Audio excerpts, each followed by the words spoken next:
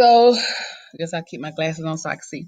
So, this lesson, I get a lot of people who come to me and say, well, they ask two things. The first thing most people will ask is, how do I pray or how do I function in this faith, in the West African traditional faith or Yoruba religion? And so I get that question a lot. So I decided to conduct this presentation to try and answer that question.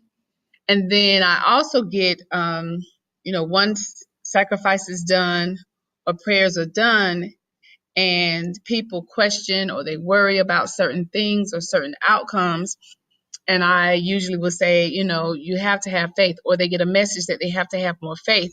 And then most people ask or they wonder, like, what does that look like? How do I have faith? Or I'm trying to have faith. I don't really know what that's supposed to look like. And so that was the motivation for doing this class and this presentation.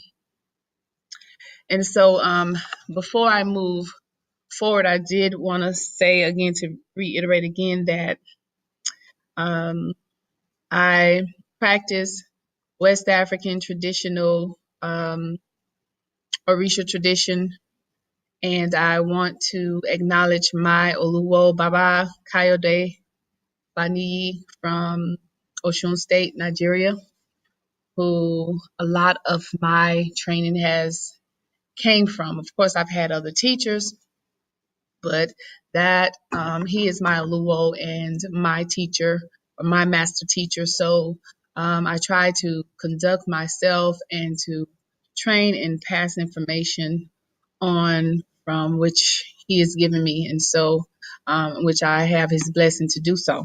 So, but anyway, I also just want to just make one other disclaimer. This will be shared in a private link. Please don't share it with people without my permission. I would appreciate if you want to forward it to someone, if you would ask me first. And if you have any comments or questions, please, because it will be uploaded, I think, as a YouTube video. So if you could just put your comments and questions in the comment section beneath the video, I will try to get back to those questions and comments as soon as I can. And lastly, this is the second attempt that I've made to create these videos, and so I'm only sending them to people who responded to or acknowledged receipt of the first one, because I don't want to force any knowledge on anyone. And so if you're not responding and letting me know that at least that you received it, then to respect your space and time, I just won't send it to you unsolicited like that. But anyway, so again, this class or presentation is, how do I have faith? How do I pray? And so I wanted to quickly talk about faith as an idea or thought versus faith as an action. It's much easier for us to practice faith as an idea or thought, and that's pretty much what most of us do. And we have to work very hard to take those ideas or those thoughts about our faith and our beliefs and put them into action. And so that is the purpose of this slide. How do we show that we have faith? Through our ideas. For one, we claim to be, or we profess to be, a part of the Yoruba faith or believe in Orisha or the Yoruba culture. That's one way. We say it, we speak it, so on and so forth. Another way is we think or we hope that our prayers will be answered. That's another way. But it looks different when people say, well, what does faith look like? How do I have faith? So here are my responses, because seeing them in action is a little bit more obvious. So in order to have faith, you have to perform regular prayers, offerings, and rituals to the Orisha.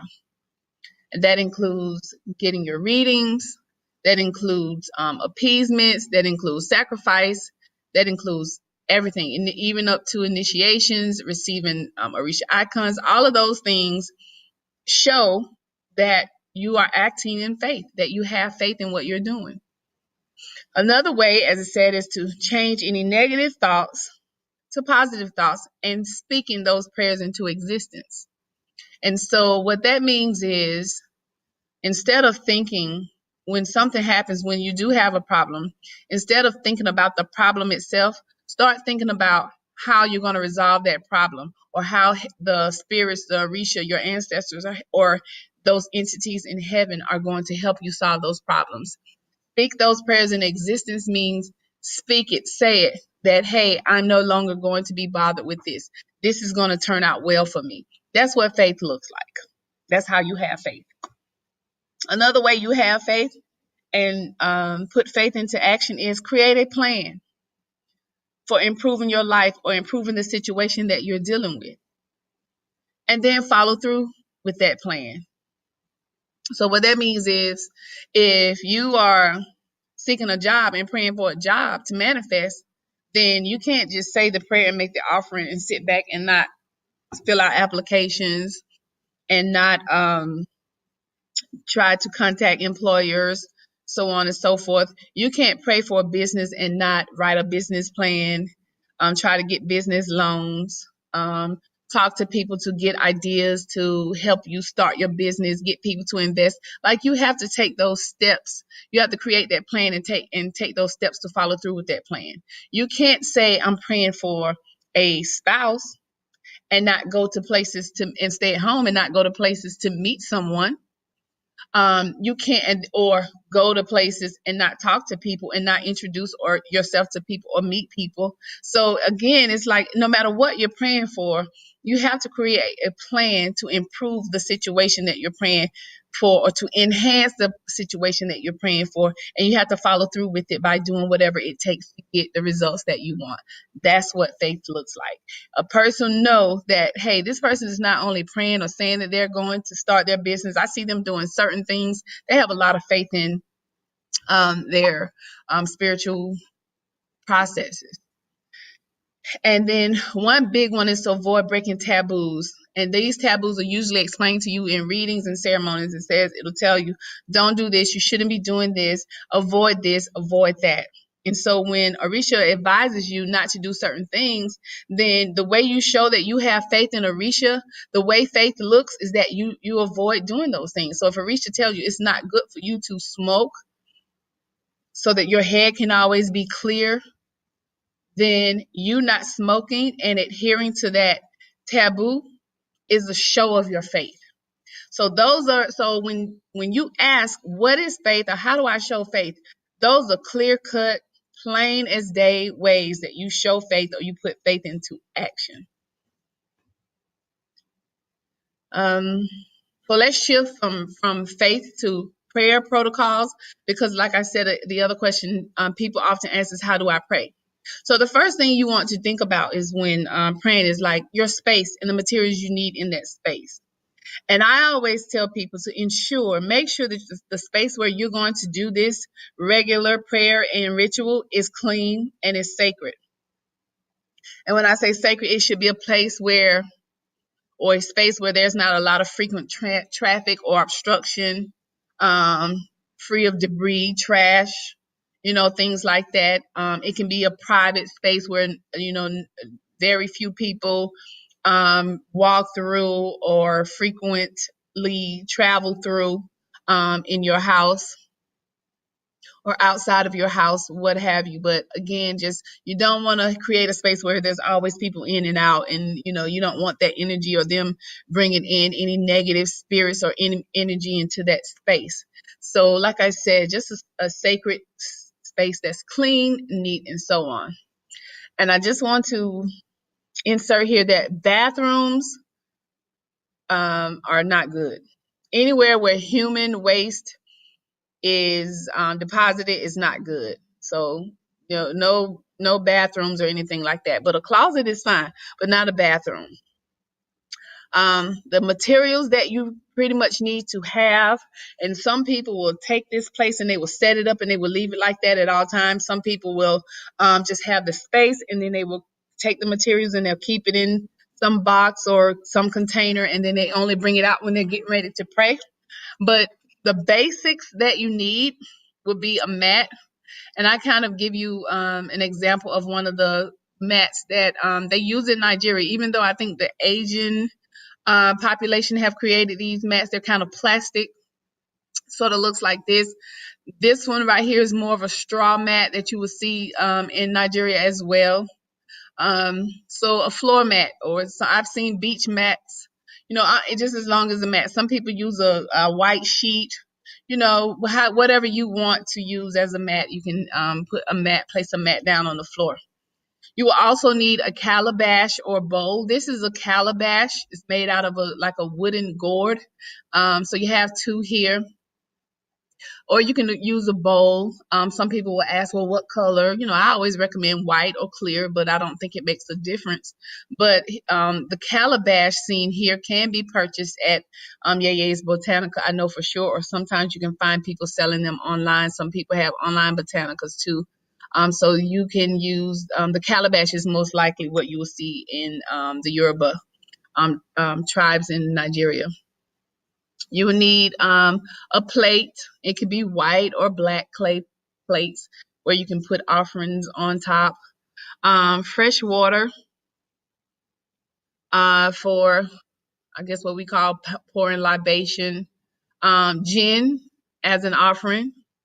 You can get yourself 4 of these cowries, and again, you can get this at Yeye's Botanica also.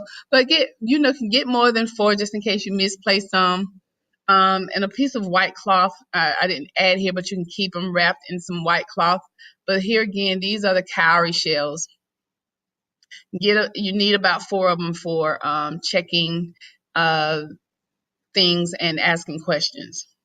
Some people, when they become a little bit more advanced, we use OB cola, and we'll talk about that in another class. But for now, for basic startup, at least have 4 calories, and then a notebook and pen so you can always take notes. Because if you're asking questions, you want to write down basically what you find out through that process.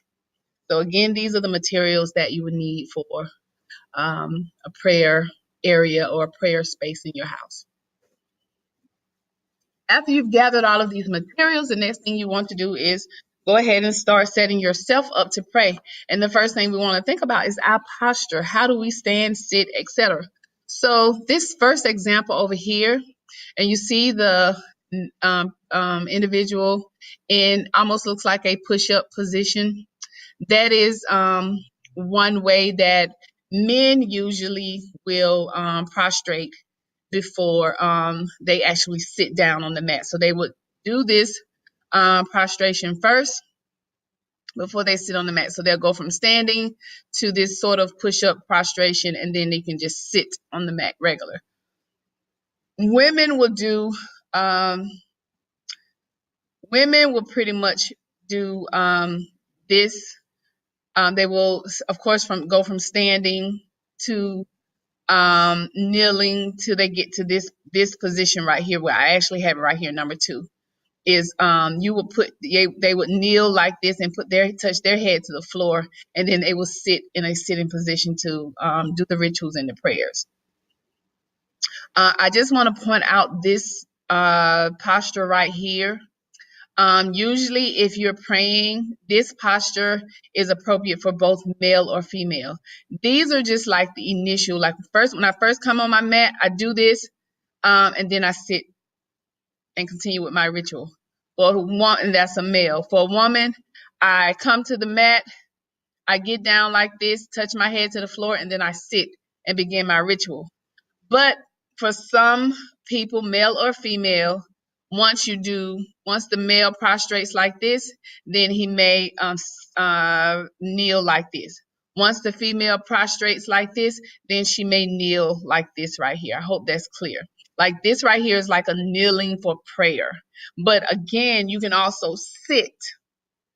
You can sit. So you can sit on your posterior, or you can stay in this position to pray. But again, one more time, because I want to make sure I'm clear. This is your initial. When I set everything on my mat, I do this or I do this. Male, female, and then I either go to a sitting position or to this kneeling position. This kneeling position is probably the most respectful. So now you're sitting or you're in that kneeling position, you're ready to pray. So there's an opening. So that water that's in that calabash, because you're going to take the water and put it in the calabash or the bowl. You're going to take some of that water and with your fingers, you're going to sprinkle some on the earth and you're going to say on the floor or the ground or whatever. You're going to say, Irishe, Irishe, Irishe. And that's sort of like when the dew falls, it kind of wakes up everything on the earth. So that's what you're doing with the water. You're waking things up, or you're waking the spirits up. You waking up all living things. So again, you take take your hand and you dip it in the calabash filled with water, and you just sprinkle it on the earth. Irishe, Irishe, Irishe. Waking those spirits up, or waking all living things up. And then the next thing you're going to pay homage to the earth. Ile mopeo, ile mopeo, ile mopeo. We always pay homage to the earth. And we do that 3 times. And then after paying homage to the earth, you're going to either insert the ancestor, the spirit, or Orisha that you're calling on, and you're going to insert their name in the blank. And it's going to be blank mopeo, like Orisha mopeo if you're greeting all Orisha.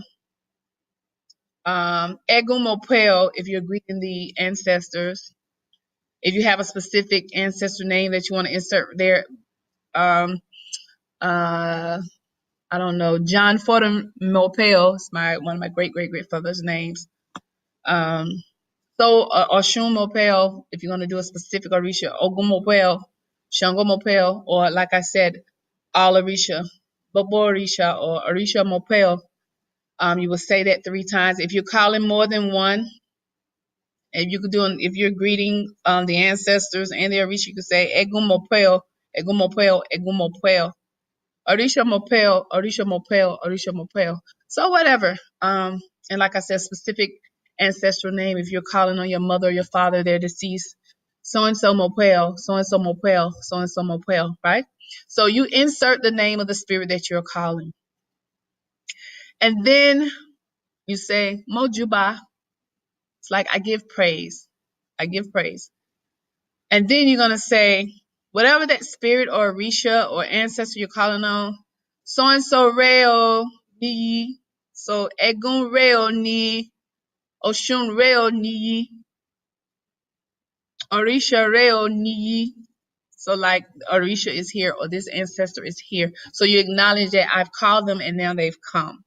So again, that is your acknowledging that they are there is another way that you are displaying faith. Like I've called you and I know you're going to come and answer to my call. That's showing faith. That's why you're saying so and so reo ni, Orisha reo ni.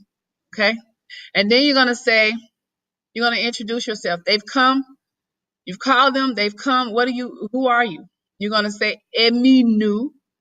Oshundamisi, so and so, so and so. So I always tell people if you have Orisha or spiritual names given, say those names first, and then say your other given names. So I'll say Eminu, Oshundamisi, Ogunbemi, Naja Freeman. So I do it like that. Eminu is like I am this person. If you're praying for someone else or someone else is there with you praying, Ohunti. This is so and so here. They're here. I'm here and they're here.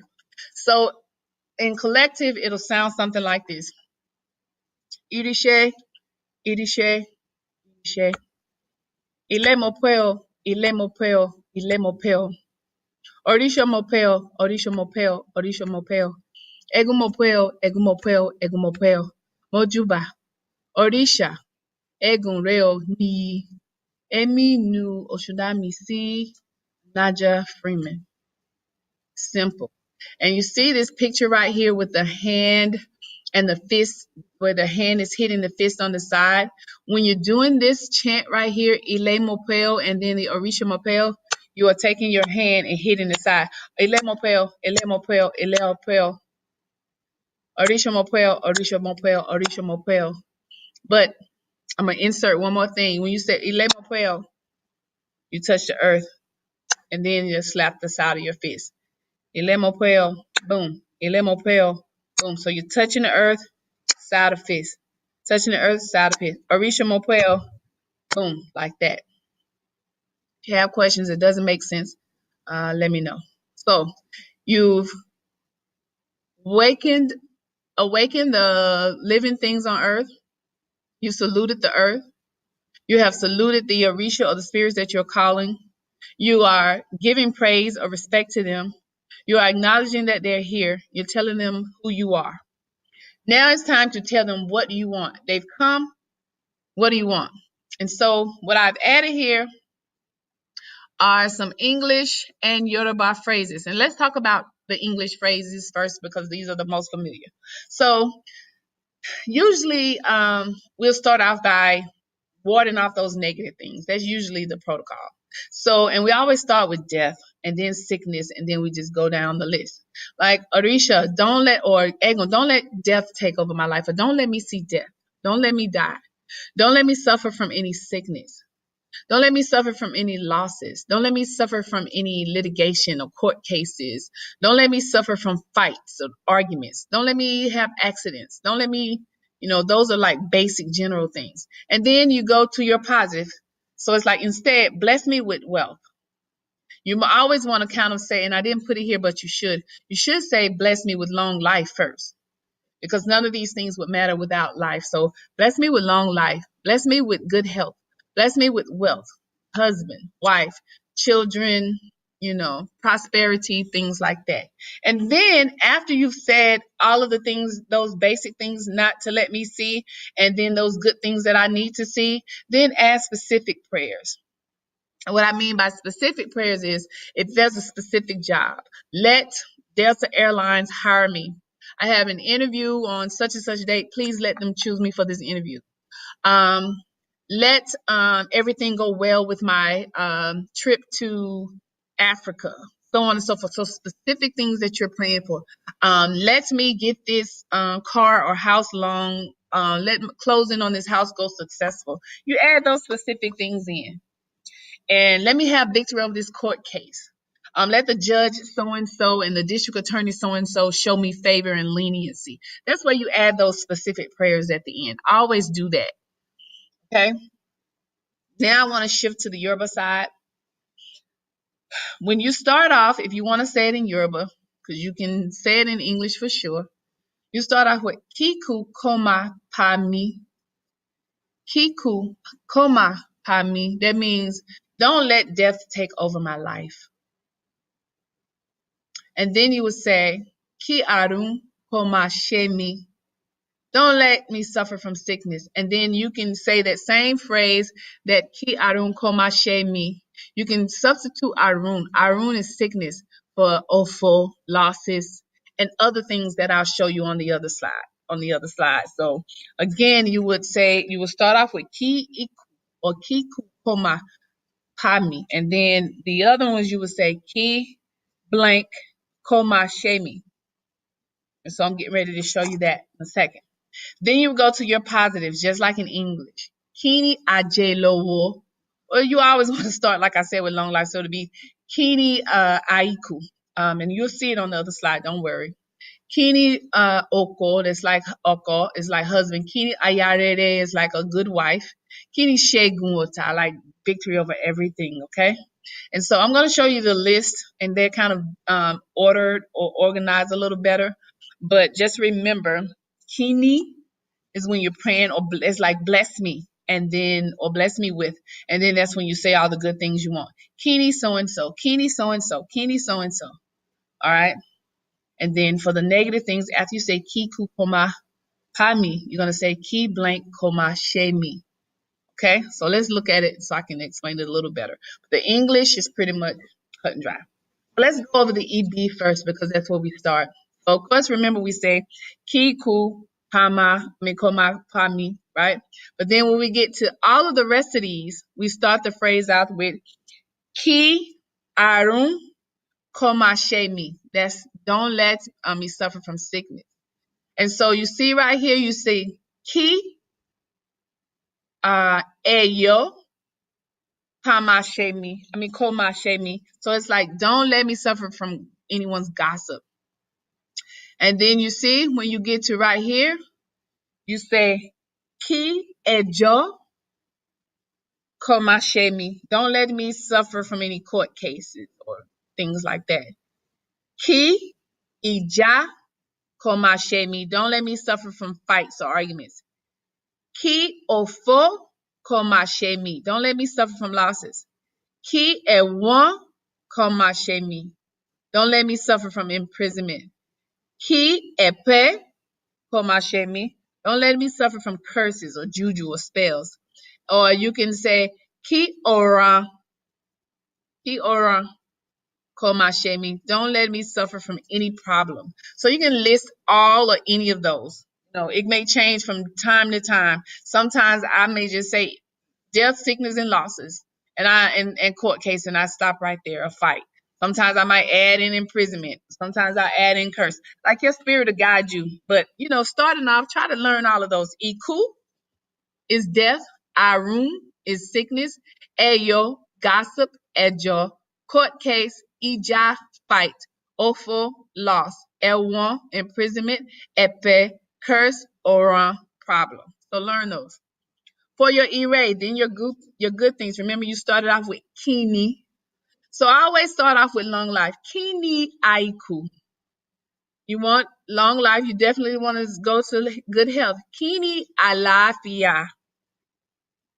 And then for wealth, it should be ajelowo, like on the previous slide. Kini ajelowo. Or if you're just praying simply for money, kini owo. Kini omo, children. Kini ile iwe. Give me blessings. Bless me with school or education. Kini shishe or ishe is like work. Kini ishegun or ishegun ota, like on the other slide, victory over enemies. Kini irin ajo, blessings and travel. So again, for the positive, it's kini, and then you insert those. And then iku is, you will say ki, ku, koma, pami. But then for the rest of these, ki, fill in the blank with these, koma, shemi. Okay? If you need more clarification, just rewind, listen to it again.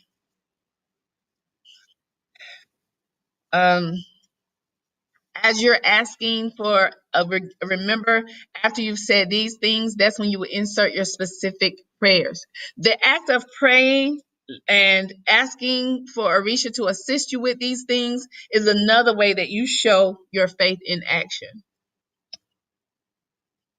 So, to close out everything, what do you say? You said your prayers. Then the next thing you would do, if you've brought offering, like you have the jinn, then you would, that white plate that I told you to bring, remember, let's go back to that page. So let's say you said your prayers. Now it's time to make your offerings if you have offerings. Some people may not have offerings. They just come to pray. That's fine. But if you're going to offer anything, and I always put gin here because it's a staple thing that we offer the spirits. You can pour it into a cup.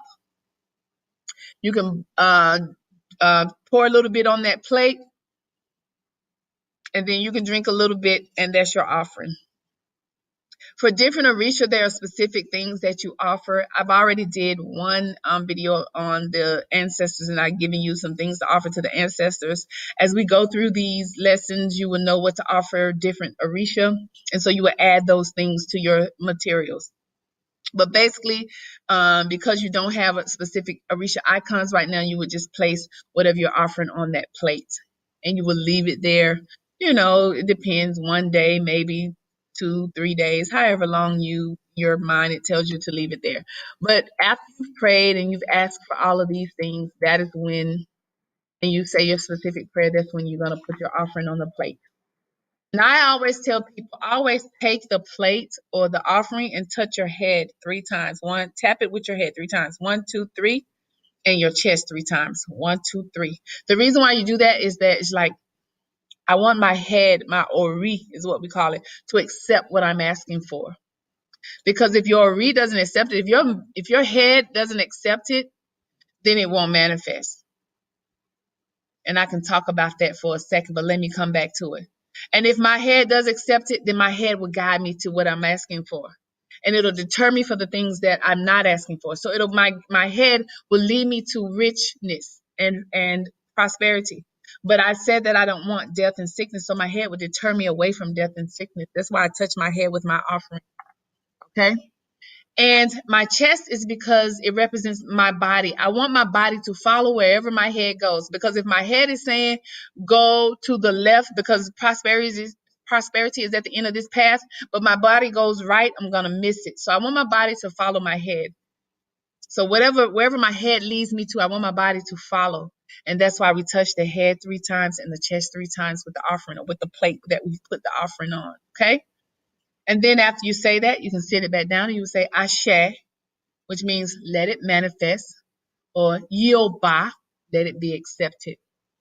Now, what I will say is sometimes as people are praying, and I'll go back to that, for every single thing they pray for, they say Ashe, right? So they'll say, Ki ku koma pami, Ashe, Ki arun koma shemi, Ashe, Ki ayo koma shemi, Ashe, and they'll just keep saying Ashe for everything. If they say Kini aiku Ashe, Kini alafia Ashe, Kini ajelowo Ashe, Kini owo Ashe, Kini omo Ashe. So some people do it like that. Some people will just pray and run off that whole list of everything, and then when they're done, they'll just say Ashe. And then the last thing, Yoba, let it be accepted. Okay? And so going back to faith, because that's the whole point. To say these things, to say let it manifest or let it be accepted, means that you acknowledge that your prayer will manifest and that your offering will be accepted. Even if you ask if it's accepted and Arisha said no, that just means that there's some other things you need to do or other things you need to know before they accept it. But saying to the spirits, let it manifest, let it be accepted, is your acknowledgement that it will be. And then you don't worry about it anymore after that. You leave that prayer and that problem right there at the feet on that mat. And if it's something that you can do about it, then you do it. Going back to what I said about putting faith in action. If you're praying because you lost your job, then you say these prayers and you say Ashe, Yopa, let it be accepted, let it manifest, let my offerings be accepted, let my prayers manifest. You're acknowledging that Arisha is going to do that for you. But however, you can't just sit back and say, oh, I've prayed. I'm just gonna sit around here and mope and cry about it. I don't have a job. No, you go and start looking for another job and you say, hey, Arisha's gonna help me find another job. It will manifest, so on and so forth. That's faith in action. Things you do when you close out. If you're not seeking to see if any offerings or prayers are accepted, then you go back to this one posture right here. If you're a female, touch your head to the floor and go. If you're a male, you go back to this posture and go. Okay? So that's what you would do if you're not seeking an answer for anything. You just prayed and you're done. You can go. Go back to those postures and go. If you want to ask Arisha specific questions, or if you want to ask them if the offering and the prayers are accepted, then those calories that I mentioned that you should have on the mat, those 4 calories right here, then you have one more step. So you've done all of those other things, and now you're going to take those calories, and then you're going to seek answers to your questions. So I'm either going to be asking, my prayers and offerings accepted, yes or no, and I'm going to toss them. Or I might have specific questions that I need to know the answer to. So I ask those first before I ask, is everything accepted and done? Because that's the last thing you should do. So let's just say I want to know, I'm getting ready to enter this relationship with John Smith. Then I want to ask, is this relationship going to be lasting? Is this relationship good for me? Notice these are yes or no questions. Should I quit this job and look for a new one? Should I apply for this job here? Should I buy this house? Should I invest in this car? Should I start this new business mowing grass? So specific questions, but yes or no questions. And then you toss the calories to see how they fall on the mat. And then you interpret them. Now, what I would say for specific questions like that, again, you're going to ask these before your final question should be, is it everything accepted and complete, or is everything okay? Have my prayers and offerings been accepted? That's the last thing you ask before you put your head to the floor or do the other prostration to go. But if you have questions again on specific things, you ask them before you do that step.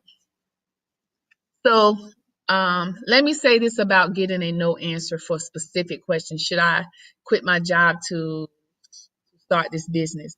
If Arisha says no, you can accept that no, or you can say, is there something, an offering that I can do to make this work? Yes or no? And you can throw again. And Arisha might say no. If Arisha says no, I would advise you not to do it. But if Arisha says it's something you can do to kind of change that answer, then find out, what can I do?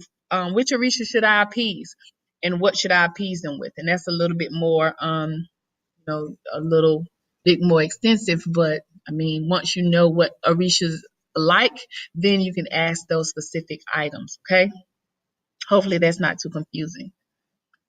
And if Arisha says yes, then you know what your next move should be. Now, let's shift to, if once I've asked those specific questions, I don't have any other questions. Now I'm going to ask, are my offering and my prayers accepted? Yes or no? And then you throw. If Arisha says no, or the ancestors say no, then you ask, is it something else that I need to order? Is it something else that you want? Let's say they say no. Do I need to pray more? Because sometimes you haven't sat there and prayed long enough. If they say no, it's not that. Am I violating some taboos, or do I need to watch my character? If they say it's not that, then maybe you say, hey, do I need to just go and get a reading or get divination from a priest? And if they say no to that, I would say do it anyway, because it's a reason why you can't get a clear answer. Okay, that's just an FYI. But basically, those are the things you want to go through. No, it's not accepted. Is there something else that they want? Do you want this? Do you want that? And you can't no to everything. Then, okay, do I need to pray more? Do I need to give more prayer? And if it's not that, then okay, am I violating a taboo? Is it my character? And if it's not that, okay, do I need to go and seek further divination? And then that's usually, it should be a yes, but if not, do it anyway, like I said, and let the diviner or more experienced diviner find out what is going on. All right, enough of that. I just want to pay attention. I want you to pay attention to when you toss them on the mat. This means up. You read this is up, and you read this side is down. And I kind of put them in order by how the number of up. So if you have 4, remember, if only 1 is up, that's a no answer. If only 1 is up, if 1 looks like this, it's a no to your question, whether your question is specific to something personal or whether it is if your offerings and prayers are accepted and complete. If 2 are up, or 2 look like this and 2 look like that, then that's a yes. If 3 are up and only 1 down, that is also a yes. If all 4 are up, that is also a yes. If all 4 are down, none are up, that is a no. So there are only 2 no answers. If there's only 1 up, or there are none up. Everything else is a yes answer. To interpret this more deeply, you have to attend my OB divination class or my divination class. But this is just a basic thing that you need to know, that, and this is sufficient for now. But again, this is how you get an answer to questions. Okay? And now I just want to summarize this about faith.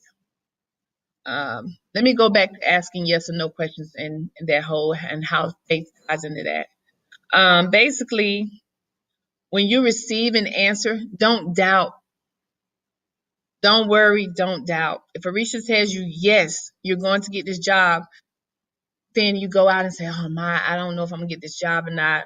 Or you're going around and you're asking people, do you think I'm going to get this job? That's not faith. Arisha has told you yes. Take that and say, yes, I'm going to get this job. Now let me go and start doing the things that I need to do to prepare for it. That's faith. Okay. If Arisha gives you an answer, if you're disappointed in an answer, oh man, I really wanted to buy this car, but Arisha said, no, it's not a good idea. Faith is not going and buying the car anyway, because there's something about that deal that you don't see that your ancestors and Arisha see. You're going to buy this car and it looks good. Everything looks perfect. And then a couple of months later, you start having mechanical problems with it because you went against what Arisha told you. That's how you show your faith, by doing exactly what Arisha told you in the first place, which was not to buy the car, because you, and with your faith, you know that Arisha is telling you no for a reason. Ashe? All right, faith in summary. And last but not least, showing faith means taking the time and putting forth the energy and the effort to learn. So even all of these things that you will see in these videos, and this video and the videos to come, when you take your time to learn them and you practice them, that's showing faith. That shows that you believe in what you're doing. Because to tell somebody, oh, I practice Yoruba faith, but you don't know anything, you can't teach anybody anything, you can't tell anybody anything. People come up to you and say, well, what is that? And you can explain one thing about it or one thing that you know about it, then that's a lack of faith. But if you have faith in it, then you take the time and the energy to focus and to learn how to function within this religion, in this culture. Learning these lessons and learning these protocols are a huge part of faith. And I give an example. And I talk about Christianity because I've been a Christian before. When you meet a Christian, you know that person believes, because certain things they're going to show you. You know that person has a strong Christian faith. Number one, they can recite verses of the Bible. They can like they can recite their name. When you see them in action, they know that if it is the first Sunday, they know just what to wear, just what to do when it's communion time. They know how to stand, to turn around, when to sit, when to go to the altar. They know the process. They know what to do. It's certain songs that come on in the church. You know who the strong faith Christians are, because when certain song comes on, or when certain things happen, or certain transitions happen in church, those people are in action. You see them. That's the way you should look practicing the Yoruba faith, the Orisha tradition. You should know when certain songs are drumming. You should know the transitions between rituals. You should know things like how to use those 4 cowries to get an answer. You should know what materials you need to bring to the mat. Like all of the things that I'm teaching, you should know them and be able to show your knowledge. That's showing faith, because you've taken the time and the energy to learn it and to internalize it, just like other faiths. Demonstrating your knowledge of these spiritual processes show that you have strong faith in what you're doing, period. All right, so this is the end. Please, comments, question in the comment section of the video.